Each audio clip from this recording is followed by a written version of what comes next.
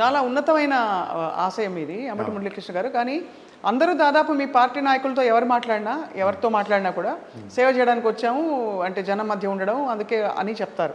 కాబట్టి మిమ్మల్ని ఇప్పుడు మీకు ఇదొక్కటే లక్ష్యంగా, ఇదొక్కటే పరిధిగా మీరు ప్రధానంగా పనిచేసుకుంటూ వెళ్తున్నారు. పొన్నూరు నియోజకవర్గం, ఇక్కడ ఈ సేవా కార్యక్రమాలు, వైద్య శిబిరాలు, ఇవన్నీ. రేపు మిమ్మల్ని గెలిపిస్తే ఇంత అందుబాటులో మళ్ళీ మీరు ఉంటారా అనే ఒక ప్రశ్నకి ఏం చెప్తారు? నేను బేసిక్గా వ్యాపారం చేసుకుంటున్నాను అండి. వ్యాపారాన్ని ఆపను. 50% సమయాన్ని పొన్నూరులో వెచ్చిస్తాను, 50% వ్యాపారానికి చేస్తాను. బేసిక్గా నేను అనేది ఏంటంటే 24 గంటలు జనం దగ్గరే కూర్చుని మనం సొల్లు కబుర్లు చెప్పే కంటే ఒక సిస్టమ్ మనకు ఉంది. అంటే వాళ్ళ రిక్వైర్మెంట్ ఏముందో దాన్ని అడ్రస్ చేయడం ద్వారా నేను చెప్తున్నాను, ఇప్పటికే ఇంప్లిమెంట్ చేస్తున్నాను. ఈ రోజు వరకు సుమారుగా 4 రోజులు దాటింది. ఏ కార్యకర్త చేత టీ ఖర్చులు కూడా నేను పెట్టించలేదు. ప్రతి గ్రామంలో నేను వెళ్ళినప్పుడు ప్రతి రూపాయి నేనే వెచ్చించి రాజకీయాలు చేస్తున్నాను. ఎందుకంటే వాళ్ళ చేత ఖర్చు పెట్టా అనుకోండి, రేపు వాళ్ళకి లొంగాల్సిన పరిస్థితి ఒకటి ఉండొచ్చు.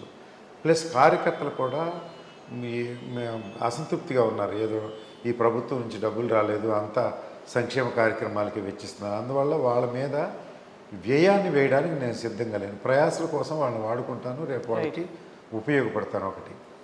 రెండోది, ఇప్పుడు మొన్న కాకాంలో నేను చేసేటప్పుడు సందు డోర్ టు డోర్ వెళ్ళినప్పుడు ప్రజలు చెప్పుకున్న సమస్యలు ఒక 20-24 సమస్యలు బుక్ పెట్టుకుని రాసుకున్నాను. అన్ని బహిరంగ సభలో ఒక్కొక్క సమస్య చదివి వినిపించాను.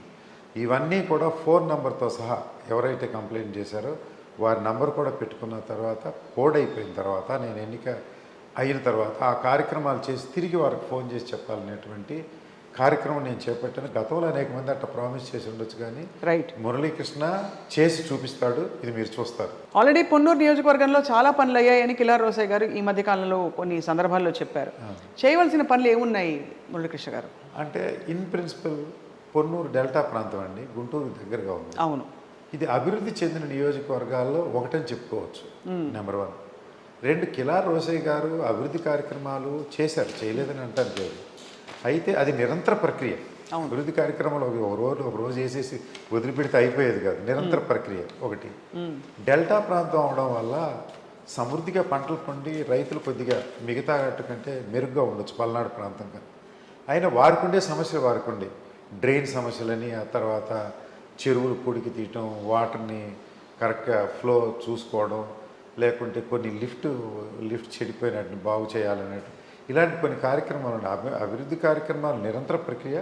ఎవరు శాసనసభ్యులుగా ఉన్నా 5 సంవత్సరాల్లో వాళ్ళ పరిధి మేరకు కొన్ని అభివృద్ధి కార్యక్రమాలు చేయాల్సి వస్తుంది. అలాంటి అభివృద్ధి కార్యక్రమాలు కూడా నేను ఒక పక్క చేస్తూనే ఉంటాను. మరి మీరు ఇందులో బిజీ అయిపోతే మీ ఎన్నికలు రాంబాబు గారితో ఇన్నేళ్లు ప్రయాణించిన బ్యాక్ ఎండ్ పరోక్షంగా పనిచేసే అది ఎవరు చేస్తారు? మీరే చేస్తారా కలిసి అన్నదమ్ములు? అంటే దీనికి నేను చెప్పాలనేది ఏంటంటే, మా వయసు 1989లో రాంబాబు గారు మొదటిసారి శాసనసభ్యుడు ఎన్నికైనప్పుడు నా వయసు 24 సంవత్సరాలు. ఇవాళ 60కి దగ్గరగా ఉన్నాను. 60 నుంచి అవట్లా, మరీ ముసలోడు అయిపోయాడు అనుకుంటారా అని కొద్దిగా భయపడి 60కి దగ్గరగా ఉన్నాను. వారికి 65 దగ్గరగా ఉన్నాయి. అంటే మా అనుభవాలు పెరిగిపోయినాయి. ఒక్కొక్కళ్ళు 2 నియోజకవర్గాలు చూసుకోవచ్చు. ఎప్పుడు వెనకే ఉండి నడిపించాల్సిన అవసరం లేదు. అంతే. నేను కూడా ప్రత్యక్ష రాజకీయాలు వస్తే నాకు దగ్గర ఒక టీం క్రియేట్ అవుద్ది.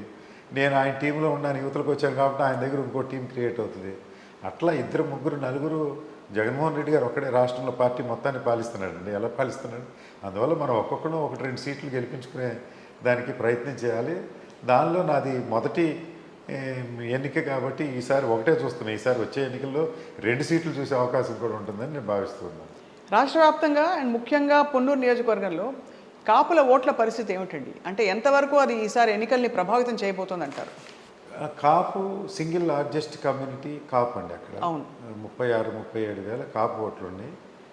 అయితే నేనేం చెప్పాలనుకున్నా ఏంటంటే, కులానికి వ్యతిరేకం, కులం లేదు, మతం లేదని చెప్పడానికి నేను సిద్ధంగా లేను. నా తల్లి కాపు కులంలోనే పుట్టింది, నా తండ్రి కాపు కులంలో పుట్టాను. వారిద్దరికి నేను జన్మించాను. నా బంధువులందరూ కాపులే ఉంటారు. ఆటోమేటిక్గా బంధుత్వం ఉండటము, లేకుంటే సంబంధ బాంధవ్యాలు ఉండడం, కాపులతో ఉన్నప్పుడు కులం లేదని ఎలా చెప్పగలం? ఎవరిని అలా చెప్తే అది మోసమే. సో నేను మిగతా కులాలని చూసుకుంటూ సరిసమానంగా కాపు కులానికి ఆదరించాలనేది నా భావన. ఇటీవల గుంటూరులో కాపు హాస్టల్ కన్స్ట్రక్ట్ చేసినప్పుడు నేను వారు స్ట్రక్చర్ అంతా కంప్లీట్ చేసుకుని నా దగ్గరికి వచ్చి ఒక 10 మంచాలు అడిగితే, మంచాలు కాదండి, టోటల్ ఫర్నిచర్, అంటే స్క్రాచ్ నుంచి ఫినిష్డ్ గుడ్స్ వరకు total furniture I spent more than 30 lakh rupees. అబ్బాబ్బాబ్బా. సో మొత్తం కొనిచ్చాను, మొత్తం చేయించి ఇచ్చాను, మనసు పెట్టి 3 నెలలు చేయించి ఇచ్చాను. దాంతో నేను కాపులకు చేసింది ఏందో స్పష్టంగా తెలుసు. మరి గుంటూరు జిల్లాలో ఉన్న ఏ రాజకీయ నాయకుడు కాపు నుంచి ₹1 ఇచ్చిన దాఖలాలు లేవు. మనసుంటే మార్గం ఉంటుందని మనం అనుకుంటే చేయొచ్చు ఒకటి. రెండు, ఇంకొకటి ఏంటంటే అండి, 2 జనసేన కార్యకర్తలు కొన్నూరు నియోజకవర్గంలో గత 6 నెలల కాలంలో మరణించారు. ఒకరేమో బ్రెయిన్ స్ట్రోక్ వచ్చి చనిపోయారు, గూడపాటి శంకర్ అని, నా ఇంటి వెనకాలే ఉంటాడు మామూలపల్లిలో. మామూలపల్లికి ఇల్లు కూడా కట్టుకున్నాను నేను, ఎందుకంటే నన్ను నేను కమిట్ చేసుకోవాలి కదా మళ్ళీ. అవును, అందుకని ఇల్లు కూడా కట్టుకున్నాను. అతనికి నేనే ఆర్థికంగా సహాయం చేశాను, ఆ కుటుంబానికి నేనే అండగా ఉన్నాను. జనసేన నాయకులు ఎవరు, తెలుగుదేశం నాయకులు ఎవరు వారికి సహాయం చేసింది లేదు. అలాగే మేకల గోపి కృష్ణని, మన చేబ్రోల్లో ఒక వాలంటీరు, పైగా జనసేన కార్యకర్త, కాపు కులస్తుడు, వంగవీటి మోహన్ రంగ ఫ్లెక్సీ మరి మన ఎలక్ట్రిక్ పోల్ కొడుతూ చనిపోతే అతనికి నేను ఆర్థికంగా సహాయం చేశాను. ఆ కుటుంబాన్ని ఇప్పటికీ నేను ఆదుకుంటున్నా. వారికి ప్రభుత్వం నుంచి కూడా భారీ ఎత్తున వారికి కాంపెన్సేషన్ వచ్చే విధంగా ఆల్రెడీ ప్రక్రియ మొదలైంది, అది వస్తుంది, ఎలక్షన్ కూడా ఉండటం వల్ల ఆగింది. సో జనసేన కార్యకర్తలతోటి నేను మమేకమయ్యాను, వారితో ఏగుతున్నాను. ముందు ముందు వాళ్ళు కూడా నేను మోస్తాను కనుక జనసేన అనేది అక్కడ లేదు. టోటల్గా అంబటి మురళీకృష్ణే వెనకాలే జనసేన నడుస్తుంది. అదే వైఎస్ఆర్ కాంగ్రెస్ పార్టీ గణనీయమైన మెజార్టీ కోసం ఉపయోగపడుతుందని నా కులాన్ని నేను ప్యాంపర్ చేసుకుంటూనే మిగతా కులాల వాళ్ళతో కూడా మమేకం అవుతూ సమానంగా చూసుకుంటూ ముందుకెళ్తున్నాను కనుక 100% నేను విజయం సార్. మీరు చెప్తుంటే భయం వేస్తుందండి. అసలే జనసేన పార్టీ అందరితో పొత్తులు పెట్టేసుకుంటూ ఓపెన్గా వీళ్ళు కావాలి, వాళ్ళు కావాలి, చెగోవీరా కావాలి, ఈ సిద్ధాంతం కావాలి, పూజలు కావాలి, బీజేపీ కావాలని వెళ్తున్నారు. ఇప్పుడు ఇక్కడేమో మీరు మరొక ఎక్స్టెన్షన్గా దాదాపు జనసేన కార్యకర్తలు నాతోటే ఉన్నారంటున్నారు. అంటే మీరు సీనియర్ జర్నలిస్ట్, మిమ్మల్ని ఒకటే ప్రశ్న అడగదలుచుకున్నానండి. ధూళిపాల నరేంద్ర 25 ఏళ్ళ నుంచి శాసనసభ్యులు చేశాడు. వాళ్ళ తండ్రి గారు కూడా 1-2 సార్లు శాసనసభ్యులు చేశారు. అంటే సుమారుగా 40-45 ఏళ్ళ నుంచి వారి తండ్రి గారి దగ్గర నుంచి రాజకీయాల్లో ఉన్నారు. సో ఈ రోజున జనసేన వచ్చింది. కాపులు వారికి ఓటేయటం అనేది జనసేన చెప్పాల్సిన అవసరం లేదు. అవును, వారి కాపుతో సంబంధ బాంధవ్యాలు ఉన్నాయి. జనసేన కొత్తగా చెప్పేది ఏంటి, జనసేనకు పాత్రే లేదు కాపు ఓట్లు అక్కడ. సో ధూళిపాల నరేంద్రక నాక అనేది తేలాల్సింది. కాబట్టి జనసేన పాత్రే లేదండి. జనసేన పాత్ర లేదండి, అది ఎటో ఒకటి మౌల్డ్ అయిపోతుంటుంది. రైట్. పోయినసారి జనసేన ఉంది కాబట్టి కాఫీ గ్లాస్ గుర్తు 13,000 ఓట్లు వాళ్ళ పక్కకెళ్ళి, ఈసారి అది లేదు కనుక 100% ఎక్కువ ఓట్లు నాకే వస్తాయి. మొట్టమొదటిసారిగా భారతదేశానికి స్వాతంత్రం వచ్చిన తర్వాత ఆ నియోజకవర్గంలో కాపు అనే వ్యక్తి సింగులర్గా డైరెక్ట్ ఫైట్లో ఉన్నాడు కనుక మొత్తం మెజారిటీ ఆఫ్ కాపు ఓటింగ్ నాకు వస్తుంది, నేను విజయం సాధిస్తాను.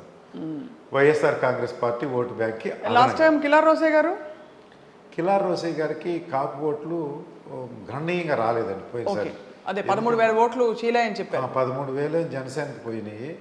తర్వాత ఇంకొక 13,000, 14,000 ఓట్లు తెలుగుదేశానికి వచ్చినాయి. ఎందుకంటే 8 కాపు గ్రామాల్లో, డామినేటెడ్ గ్రామాల్లో తెలుగుదేశం ఫస్ట్ ప్లేస్లో ఉంది.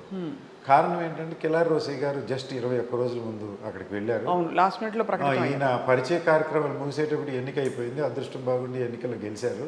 లేకుంటే వారు పోయినసారే ఇంకెక్కువ మెజారిటీ రావడానికి ముందుగా అవుతుండేది. నేను గత 2 సంవత్సరాల నుంచి కొన్నూరు జనంతో మమేకం వెళ్ళాను కనుక నా కులము, గోత్రము, మా పెద్దేటమ్మ తల్లి, మామళ్ళపల్లి, నా తండ్రి పేరు, తాత పేరు, నా బంధుత్వాలు 11 గ్రామాల్లో ఉన్నాయి కనుక ఇవన్నీ ఆల్రెడీ ఎస్టాబ్లిష్ చేసుకున్నాను.